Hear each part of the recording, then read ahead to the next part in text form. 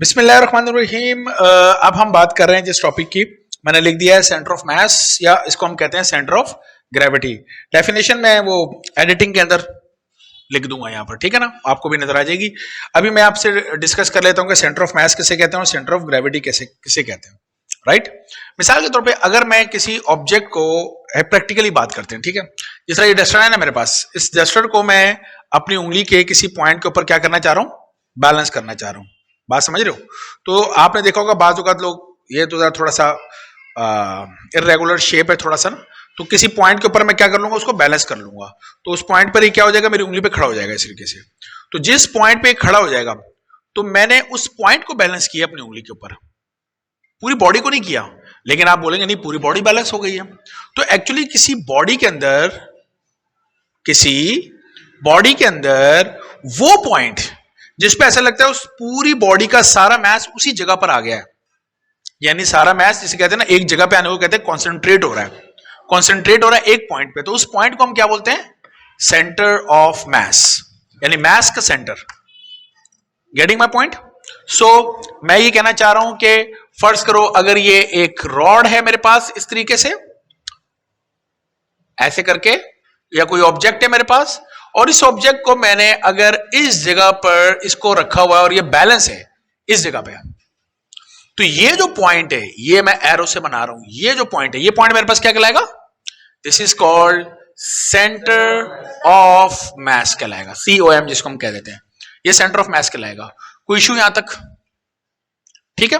अच्छा, अब जमीन क्या कर रही है, हर ऑब्जेक्ट को अपनी तरफ क्या कर रही है, खींच रही है। तो ये जो सेंटर ऑफ मास है, अभी मैं जरा इस चीज को हटा लेता हूं, ठीक है।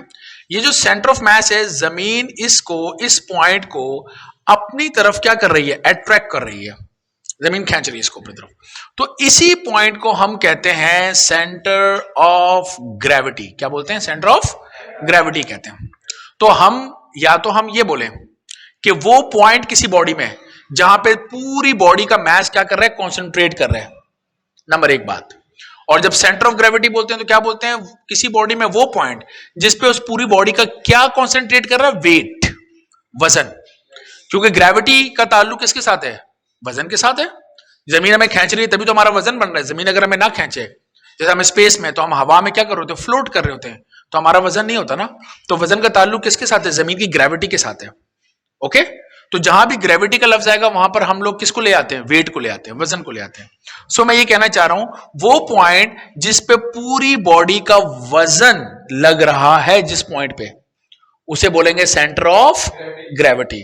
जहां पूरी बॉडी का मास लग रहा है उसे क्या बोलेंगे, सेंटर ऑफ मास। क्या ये बातें समझ में आ रही है?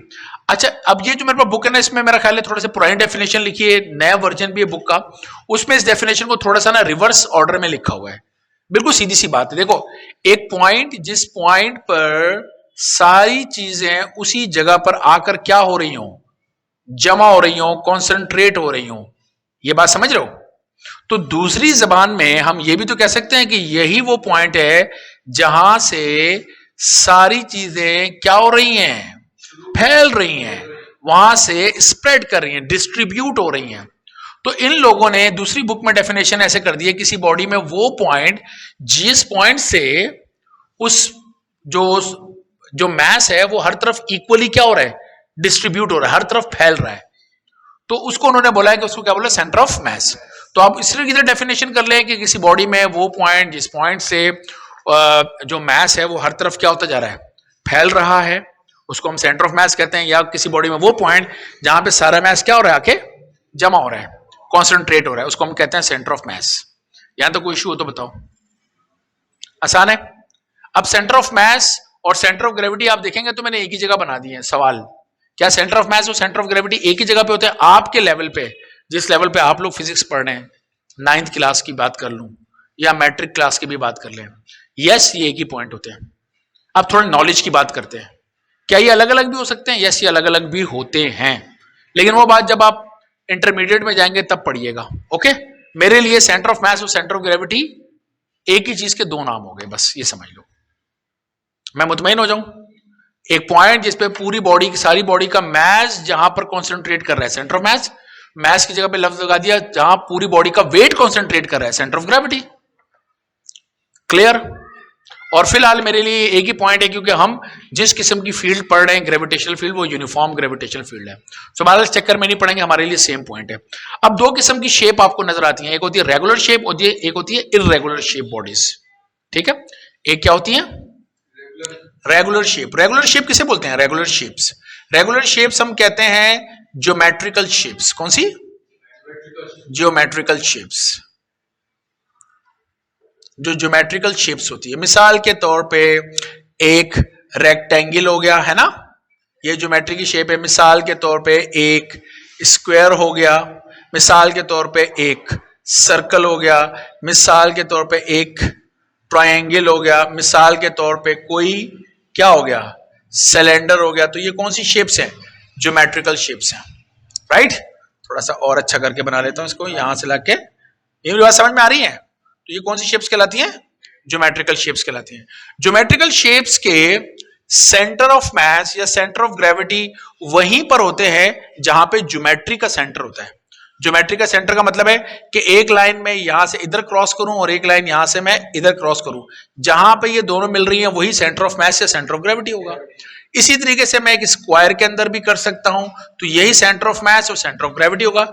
ज्योमेट्रिकल सेंटर, कौन सा सेंटर? ज्योमेट्रिकल सेंटर ही हमारे पास सेंटर ऑफ मास या कहना चाहिए सेंटर ऑफ ग्रेविटी होगा। एग्रीड? समझ आ रही बात की? इसी तरीके से सर्कल का सेंटर सेंटर ऑफ मास या सेंटर ऑफ ग्रेविटी होगा हमारे पास। इसी तरीके से ट्रायंगल के एक किनारे से, किनारे को वैसे बाय द वे कहते हैं वर्टेक्स, क्या बोलते हैं, और जो वर्टेक्स के सामने जो साइड है उसके मिड पॉइंट तक लेके जाओ, यूं लाइन, साइड से मिड पॉइंट तक, साइड से मिड पॉइंट तक, तो ये जहां पर मिल रहे हैं वो हमारे पास सेंटर ऑफ मास या सेंटर ऑफ ग्रेविटी होगा। ये ज्योमेट्रिकल सेंटर भी हमारे पास। इसी तरीके से हमारे सिलेंडर का पहले तो ऊपर से जो गोल शेप है उसका सेंटर बना लो, सही है, और फिर ये जो पूरी लाइन आ रही है इस लाइन का सेंटर बना लो, तो ये सेंटर ऑफ मास या सेंटर ऑफ ग्रेविटी होगा हमारे पास, राइट। तो ज्योमेट्रिकल शेप बॉडीज या रेगुलर शेप बॉडीज के सेंटर ऑफ मास या सेंटर ऑफ ग्रेविटी मालूम करना एक आसान काम है।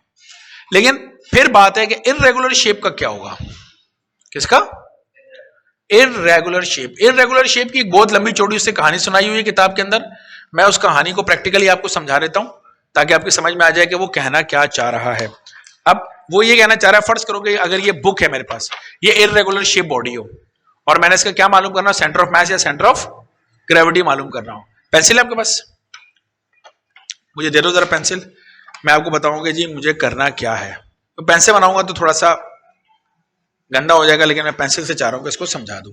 देखो हम क्या करेंगे, इसको किसी एक पॉइंट से हैंग कर देंगे, ऐसे हैंग हो गया, बिल्कुल स्ट्रेट एक लाइन ड्रॉ कर देंगे, फिर एक और पॉइंट से इसको हैंग कर देंगे, जहां पे ये रुक गया वहां से स्ट्रेट लाइन ड्रॉ कर देंगे, फिर एक पॉइंट से इसको यूं करके हैंग कर देंगे, जहां ये रुक गया वहां से स्ट्रेट लाइन ड्रॉ कर देंगे, फिर किसी एक पॉइंट से यूं इसको हैंग कर दिया, जहां ये रुक गया स्ट्रेट लाइन ड्रॉ कर देंगे, फिर एक और पॉइंट से, बात समझाए, ये रुक गया स्ट्रेट लाइन ड्रॉ करेंगे। इसी तरह ये पूरी बॉडी के साथ हम करते रहेंगे, जहां ये तमाम लाइंस एक दूसरे को क्या कर रही हैं, इंटरसेक्ट कर रही हैं, एक दूसरे को कट कर रही हैं, उस पॉइंट को हम कहते हैं सेंटर ऑफ मास या centre of gravity irregular shape bodies का। बस ये सारी कहानी है, उसे तस्वीर बनाई हुई है, फ्रेम बनाया हुआ, उसमें हैंग कर रहा है और सारी कहानी वो सुना रहा है, तस्वीर बना के उसने ये सारा दिखाया हुआ है। ओके, तो मेरा ख्याल है ये तस्वीर अब आपकी समझ में आ जाएगी कि उसने कहानी क्या की है। तो इस तरह इररेगुलर शेप बॉडीज के हम सेंटर ऑफ मास या सेंटर ऑफ ग्रेविटी मालूम करने में कामयाब हो जाते हैं। कोई इश्यू हो तो बताओ यहां तक, राइट। तो इसको छाप लो, फिर अगले टॉपिक पे चलते हैं।